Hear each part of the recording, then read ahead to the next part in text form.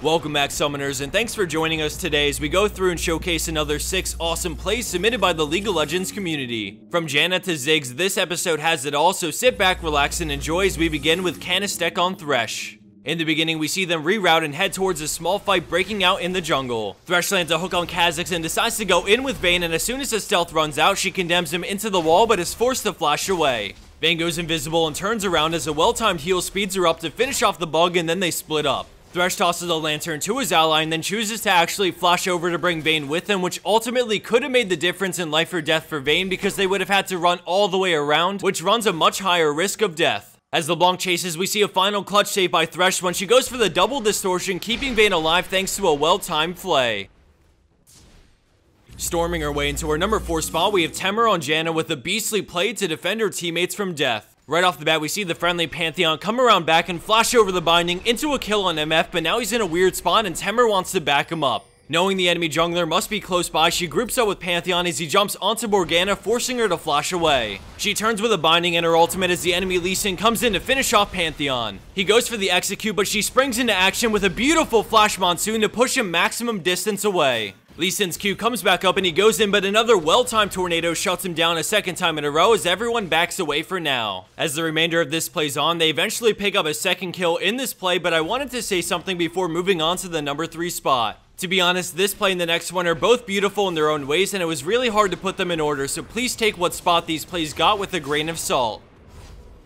Our next play follows Lily Valkyria on Draven as he goes for the desperation play when 2 players on his team go down at a crucial point in this game. The enemy team immediately tries to recall, but if you look at the minimap, we see Nidalee interrupt the enemy Braum to stall for Draven. At this point, they put all their eggs in one basket and all the pressure falls on Draven to end this game. We see the enemy Graves come rushing in, so Draven backs up to lifesteal, but unfortunately he goes down fast and now things just seem impossible.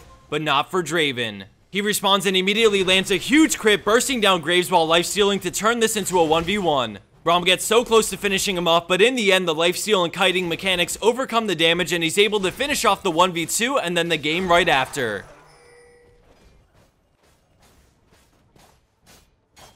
Blasting his way into our number 2 spot, we have AngryChini playing in a diamond elo game on Ziggs. After a failed tower dive, the friendly blue team is put in a terrible position as multiple players from both teams show up to bot lane. Ziggs comes in from the river and gets on Nidalee, dealing a ton of damage and forcing her to run towards her team. Since the enemy team is grouped up, he ults to finish off Nidalee while AoEing down more of his opponents. With 3 players on red team low, he moves in and flash ignites into an auto and Q on all 3, which is just enough damage to bring them all down. Afterwards, he turns to Jackson with the rest of his team. They finish him off, followed right after by 2 towers in the bot lane.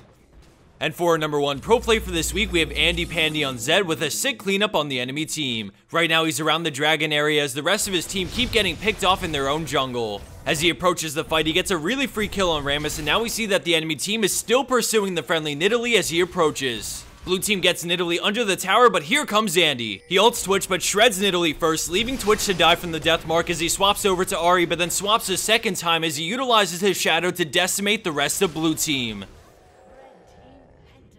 And for the bonus clip of the week, we have Girls Love Zed on Yasuo with one of the coolest one-for-all plays I've ever seen. Be sure to give this video a thumbs up, comment down below, and share it however you can. Thank you all for your fantastic support, and I'll see you back here soon.